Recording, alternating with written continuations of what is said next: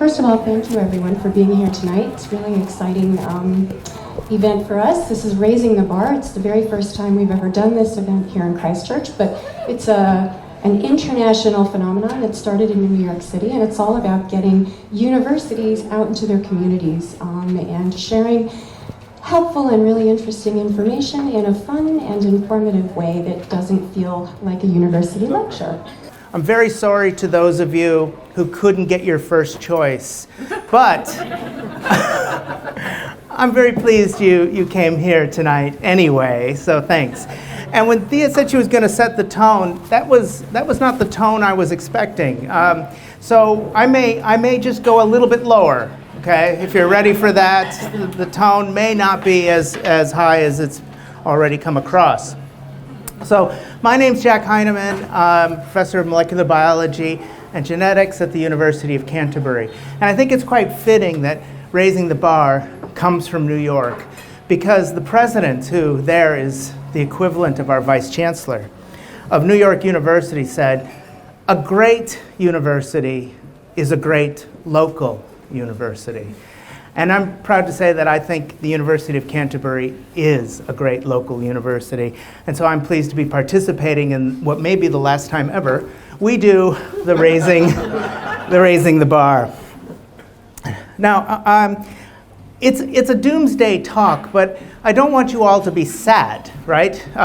You have eternity to be sad, so let's not rush there. But the theme will be sobering, I think.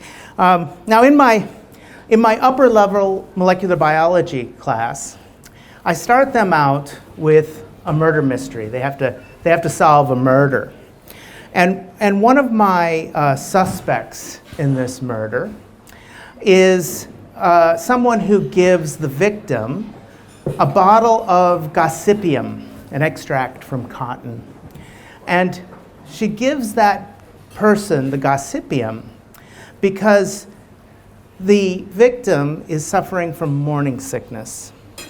And the victim is also the mistress of the suspect's husband. Now, that's not a big problem for this suspect, but she doesn't want her hopefully soon also to be deceased husband having to split his will with this new baby. So she gives gossypium to the victim because gossypium masks the symptoms of morning sickness. So in a way, it's a cure. But it's not indicated for pregnant women because it also causes abortions.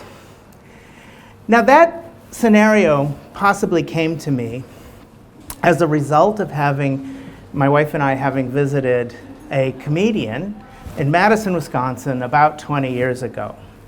And he was talking about how when you get a medicine and you read the label, it tells you the side effects. And he said the side effects are always really similar to the condition you're trying to treat.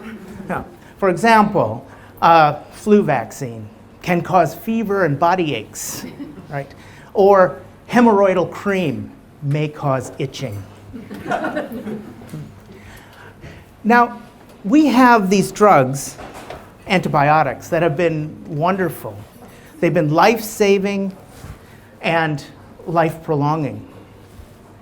They make it much easier for us to live a comfortable life.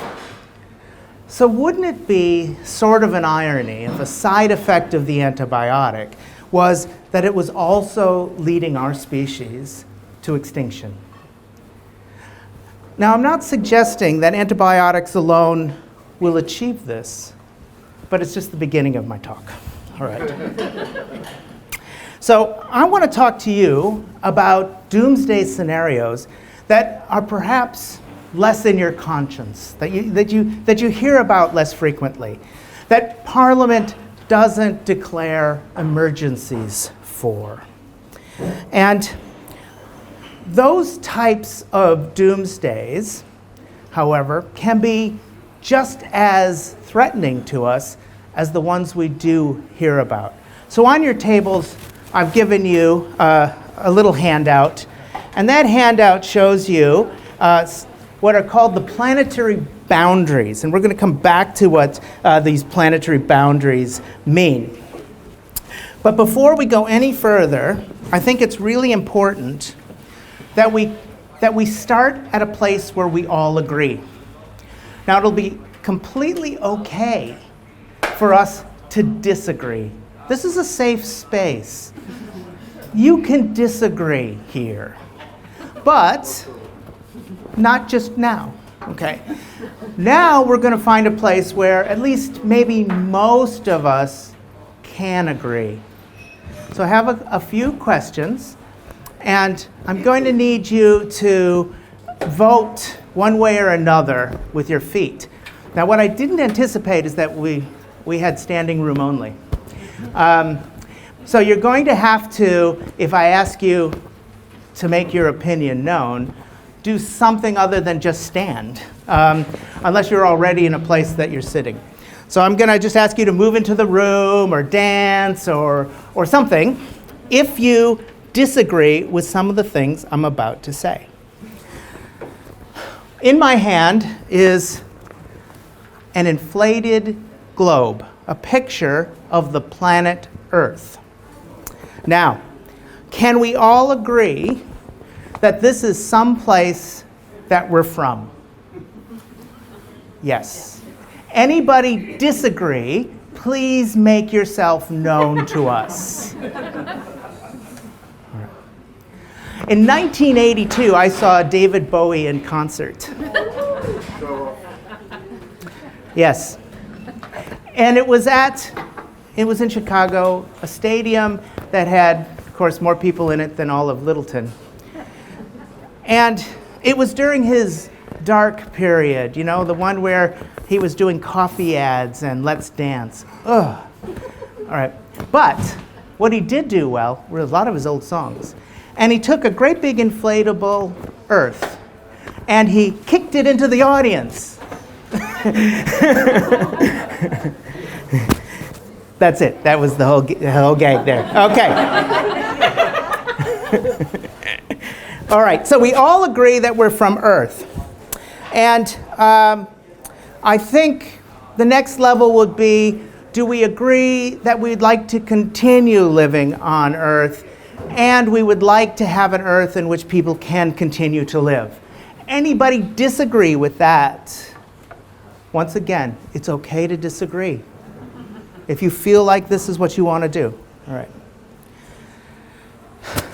And does anybody disagree that antibiotics have been a good thing? That they've been useful for treating sick people and useful for helping us to get other kinds of medical interventions, such as surgeries, bone surgeries, hip and knee replacements, where otherwise we would be at a serious risk of infection. Does anybody disagree that antibiotics have been a good thing? Okay. I obviously made my questions too easy. All right. So we're in a place right now where everybody, as far as I can tell, unless there's someone very, very shy, agrees. So I'm now going to change the nature of the question. Now what I want you to tell me is if you have ever been hospitalized or taken antibiotics. Yes. Okay, let me flip it. Have you never been hospitalized or never taken antibiotics? Okay. All right. So as you can see looking around the room, a very tiny minority have never been hospitalized or taken antibiotics that they know about anyway, right? And that's about the frequency of random mutants. No, it's not. It's I think that probably was, radiation-induced mutation to get this frequency. All right. Now, those of you who have been to a hospital and or taken antibiotics, you are the ones here who can tell me. You are the ones who survived. Antibiotic resistance, that is, the microorganisms that cause disease in people who are now no longer responsive to antibiotics as a treatment, are estimated to kill on the order of 1.3 million people a year worldwide. It's going to go up to exceed cancer death rates by 2050, an estimated 10 plus million per year worldwide. Currently, among those 1.3 million people who are dying from resistance, so make this clear, this is on top of those who are already still dying from microbial infections. An additional burden of 1.3 million deaths. Nearly 1 million of those 1.3 million come from the bacterium Escherichia coli. Does anybody know who that is? Yeah, okay, a few good shakes there. You, if you're perplexed about who E. coli is, you probably met him earlier today. Okay. If you use a toilet and something solid is as a result of you using that toilet, you have met E. coli. So E. coli is a normal part of your gut. And you produce something on the range of 200 grams of E. coli a day. Now this is a lot because every E. coli weighs 10 to the minus 14 grams. That's 1 over a number with 14 zeros in it. So each one weighs very, very little. And you make 200 grams of it every day. So you should think about how much you're eating. But also, you should think about the mass number of organisms that live within you and are part of our ecosystem as a result. And these organisms become part of our sewage, and increasingly, we're commoditizing and making use of that sewage for other purposes in our society, like fertilizers for agriculture. Okay. Now, among the survivors in this room, the antibiotic survivors, and the hospitalized, in New Zealand, 4% of everyone who goes to hospital acquires an infection while they're in the hospital. So that's about 1 in 25 of us. If we go to hospital, we'll get an infection while we're there. And that's one of the worst places to get an infection because it's full of sick people who spread infections. And that's why they're there. 14% of those who get an infection in a hospital will be infected by an organism that's resistant to most or all clinical antibiotics. And that's New Zealand. That's not Africa or Asia. That is right here. Those are our statistics.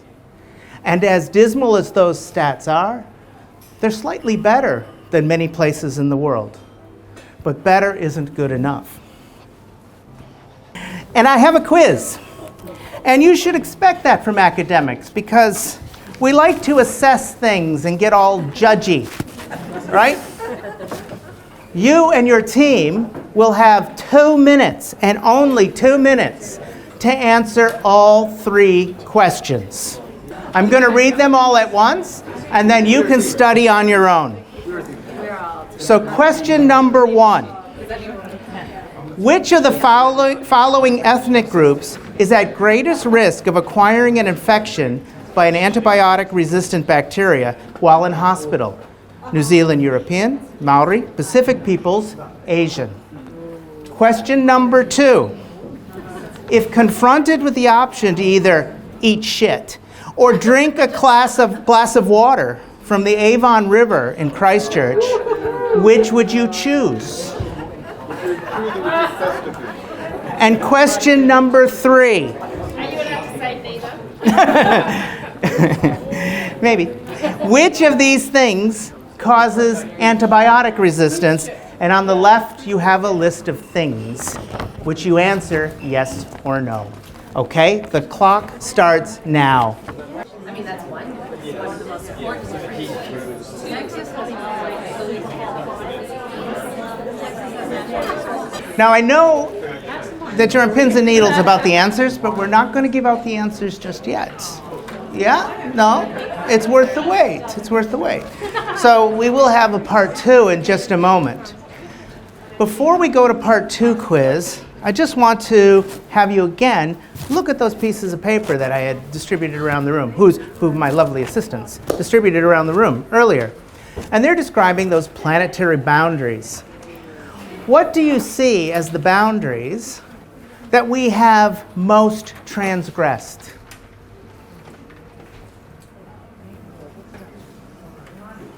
Yeah, this is a participatory talk, right? And I'm not going to go on until I hear an answer. plastic. Is plastic in there? Well, I don't know. I'm looking at the wrong one. Oh, that's It's the one with all the circles. okay. Wait. Biosphere integrity. Biosphere integrity, that's a big one. What you were saying? Oh, I was thinking they all imply We're pushing the boundaries on most of them, right? But altered nitrate and phosphate. And who else is a big one? Atmospheric aerosol. Fresh. Well, yes. Okay, so the altered nitrogen and phosphate flows, loss of biosphere integrity, which is biodiversity, and land systems changes. Those are the really big ones. Climate change is really small compared to those. And yet, how often do we sit around saying, what about those nitrogen and phosphorus flows, right? What about that? And how come we're not talking about freshwater? But one of the lessons here is that of those 9 planetary boundaries, all are being stressed. And we are causing change on the planet faster than we ever have in our own evolutionary history.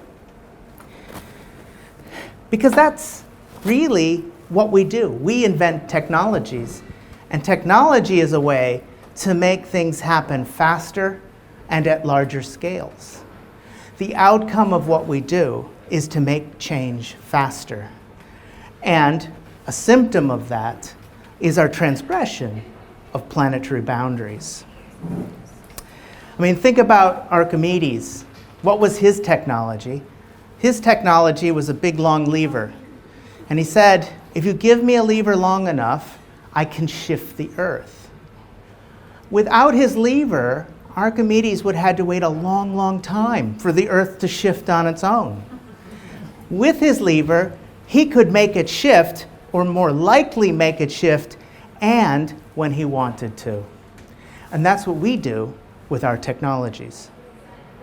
And we're a society that has a technological vision. It's not inseparable from our other ideologies, like our economic ideologies, like capitalism. We mix these things together. We often look to technology to be what saves us. We have a problem. We describe that problem often as some kind of vacancy in technology. Well, everyone's going hungry. It's because we haven't done enough to make plants produce food. So let's do that. For us, that technological solution often then becomes the basis for the next problem shift.